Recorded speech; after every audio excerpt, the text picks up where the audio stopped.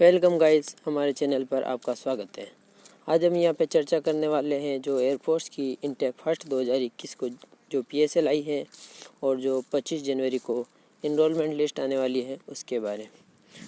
हम यहाँ पे ये बताएंगे आपको कि रैली के अंतर्गत कितने कैंडिडेट फिट हैं और जो पिछली बार जो इनटेक सेकंड 2020 के जो कैंडिडेट थे जिनका नाम PSL में तो था लेकिन उनका इनरोलमेंट नहीं हो पाया था, उनके बारे में। वो टोटल कैंडिडेट कितने हैं, ज्वाइनिंग कितने की होगी, वैकेंसी कितने की है, इन सब के बारे में। तो हम आपको सबसे पहले ये बताएंगे कि जो रैली हुई है उसके अंतर्गत फिट कैंडिडेट कितने हैं। तो हम यहाँ पे फिट कैंडिडेट सर्च करते हैं।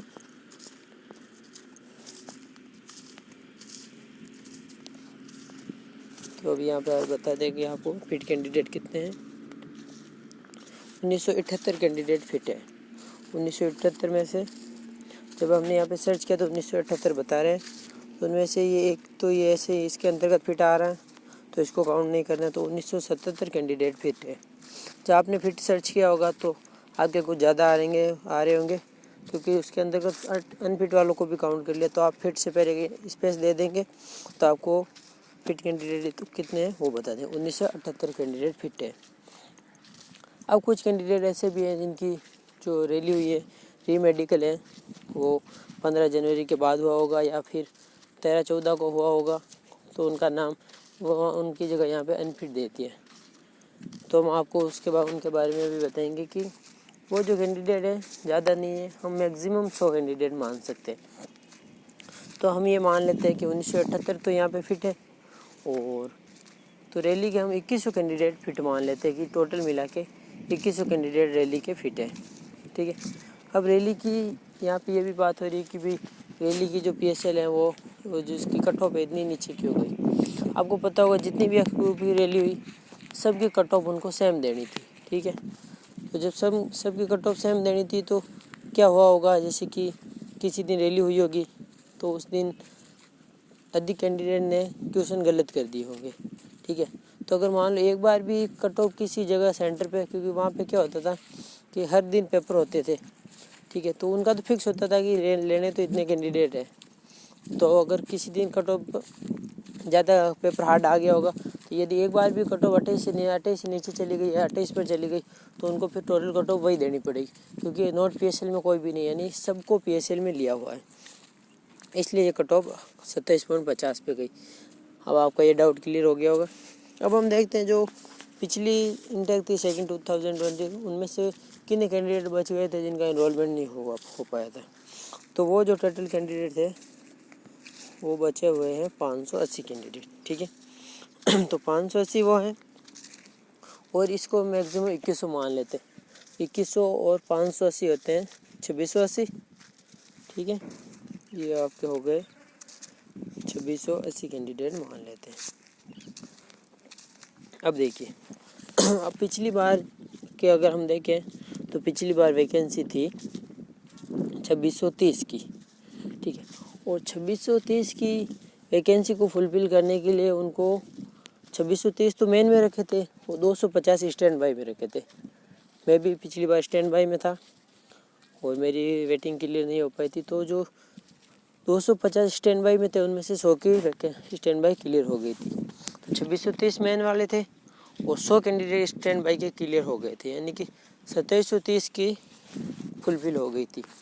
2730 कैंडिडेट थे, उनको कुल मिला के 2730 तक जिनकी रैंक थी फिट में PSL में उनका क्लियर हो गया था। तो यदि अब आप आज तक ये भी देख सकते हैं कि कभी भी जो PSL है मतलब जो वैकेंसी है वो कम नहीं होती है। ठीक है। अभी देखें तो 2630 थी, उससे पहले 2400 थी, उससे पहले 2200 थी, तो मतलब वैकेंसी बढ़ रही है। तो हम ये नहीं मानते हैं कि बढ़ रही है, हम ये मान लेते हैं कि 2600 वैकेंसी रहती। अगर 2600 वैकेंसी रहती है तो भी कम से कम उनको 2700 कैंडिडेट चाहिए ज्वाइनिंग देने के लिए, और 2700 चाहिए तो टोटल कैंडिडेट हमारे पास कितने हैं 2680 हैं। ठीक है। और उसमें से भी कई ऐसे होंगे जो पिछली बार थे और ये वापस रैली में हो गया, कम से कम 20-30 कैंडिडेट ऐसे आराम से होंगे। तो कुल मिला के ये है कि वैकेंसी फुलफिल करने के लिए कम से कम 2700 कैंडिडेट चाहिए। 2700 कम से कम चाहिए। अगर वैकेंसी फुलफिल करनी है पूरी उनको, तो उनको 2700 कैंडिडेट की ज़रूरत है। और अगर PSL वाले वो दोनों को मिला दे तो भी 2700 हो नहीं रहे, 2700 से कुछ 40-50 कम ही है, ठीक है। तो अगर उनको वैकेंसी फुलफिल करनी है तो वो सबको लेंगे, दिल्ली वाले भी एक भी बार नहीं जाएंगे। और इस बार जो भी एनरोलमेंट लिस्ट आएगी उसमें जो नंबर होंगे उस नंबर का कोई वैल्यू नहीं होगी, जो है PSL में उन सब का होगा। और दूसरी बात ये, कुछ कैंडिडेट ऐसे हैं जो पिछले PSL वाले हैं, तो वो बोल रहे हैं कि उनका इस PSL में नाम नहीं आया। तो आप देख सकते हैं साइड पर 2 PSL दे रखी है, एक PSL इस बार वाली है और एक PSL पिछली वाली। अगर पिछली बार वालों को नहीं लेते तो उस PSL को वहाँ पे नहीं रखते। और इस रिगार्डिंग नोटिस भी आया था, नोटिस में यही लिखा था कि जो PSL आउट थे, यानी कि जो पिछली बार जिनका एनरोलमेंट नहीं हो पाया था, उनका नाम एनरोलमेंट लिस्ट में आएगा। तो ये डाउट आपका क्लियर हो गया होगा। तो मतलब ये भी आपके मन में कोई संशय नहीं रहना चाहिए कि प्रायोरिटी किसको देंगे, क्योंकि वैकेंसी फुलफिल नहीं हो रही थी, प्रायोरिटी का कोई मतलब ही नहीं रहता। यानी कि प्रायोरिटी सबको लेना, तो प्रायोरिटी क्या होती है, तो उस हिसाब से आप देख सकते हैं कि सबका होगा। और आपका जो एनरोलमेंट है, यानी कि जो ज्वाइनिंग आपकी है, वो फरवरी में शुरू हो जाएगी। Okay, thank you so much.